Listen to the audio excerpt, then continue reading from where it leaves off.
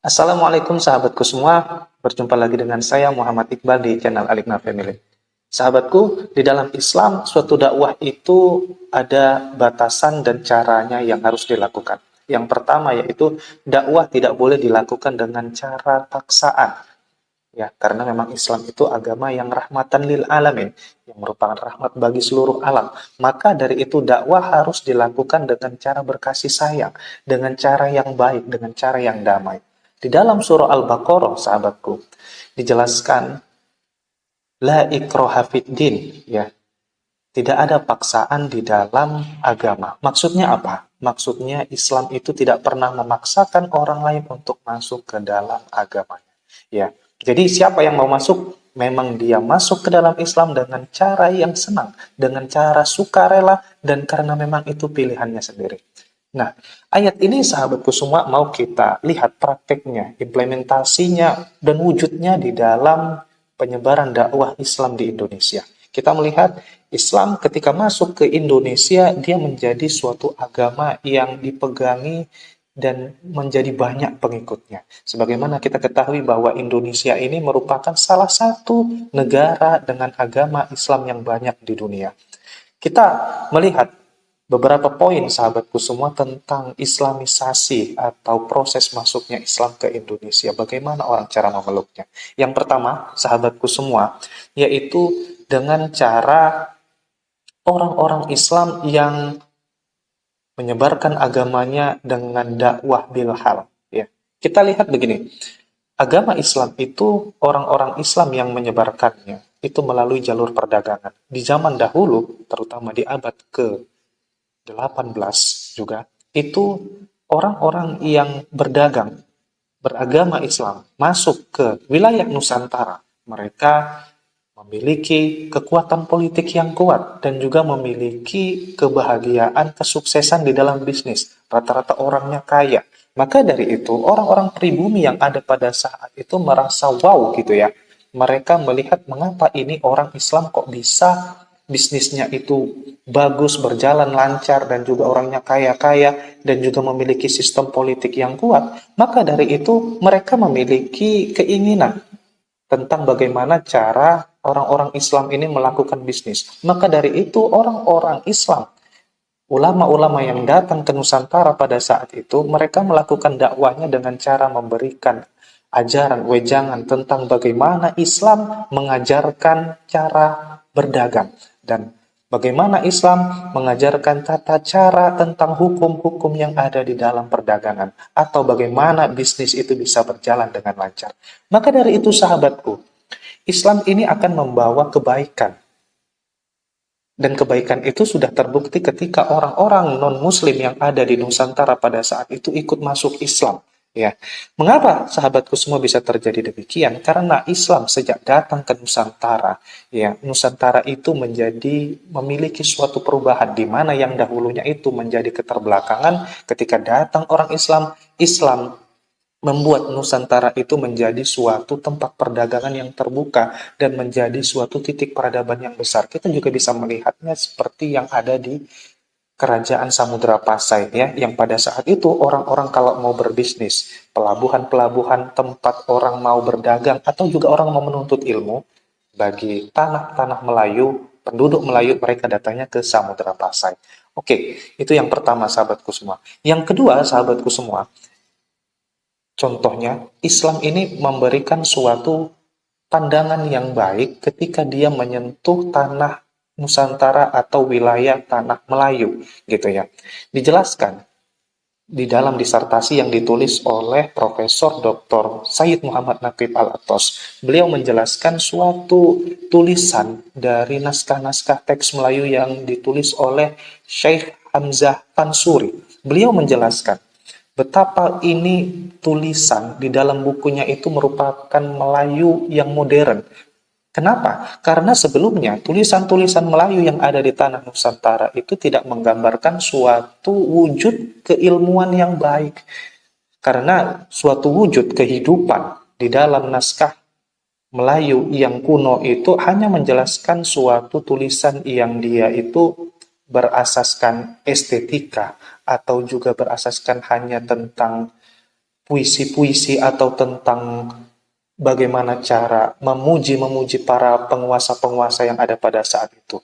Begitu juga naskah teks Melayu yang kuno itu tidak menjelaskan wujud kehidupan ini secara ilmiah dan rasional, ya. Tapi setelah datang Islam, itu ditulis oleh Syekh Hamzah Pansuri, tulisan Melayu kuno itu diubah, ya, tersentuh oleh peradaban Islam menjadi teks Melayu modern. Sama seperti begini sahabatku semua, ketika Barat itu dahulu belum tersentuh oleh Islam, Barat itu menjadi suatu wilayah yang dia itu keterbelakangan. Karena apa? Karena sistem pemerintahan Romawi yang ada pada saat itu tidak menjelaskan, tidak memberikan suatu gambaran yang rasional dan ilmiah tentang kehidupan ini. Tapi setelah tersentuh oleh peradaban Islam, telah tersentuh oleh kajian Islam, maka Barat itu menjadi berkemajuan. Karena apa? Karena Islam ini menjadikan suatu pandangan yang realistis, yang rasional, dan juga ilmiah. Nah, begitu juga di tanah Melayu, sahabatku semua.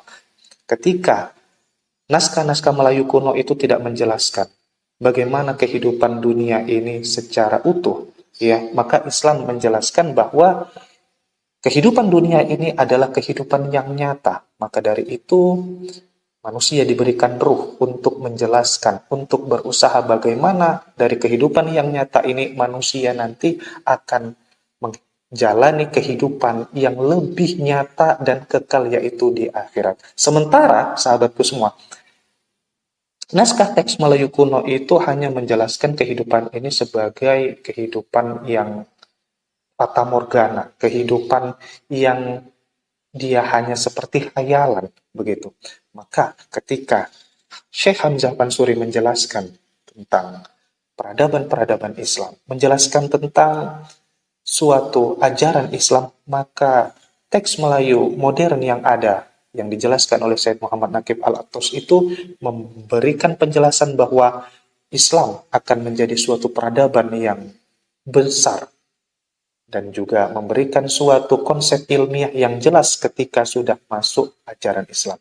Oke, kemudian yang ketiga, sahabatku semua, ini bisa kita lihat tentang Islam yang pada saat itu membawa suatu kedamaian, di mana kita melihat Belanda atau para kolonialisme yang ada pada saat itu membawa visi perubahan, membawa visi yang sifatnya itu memecah belah suatu tempat di Nusantara itu. Setelah Nusantara itu nanti lemah, maka mereka akan menguasainya, atau istilahnya divided impera.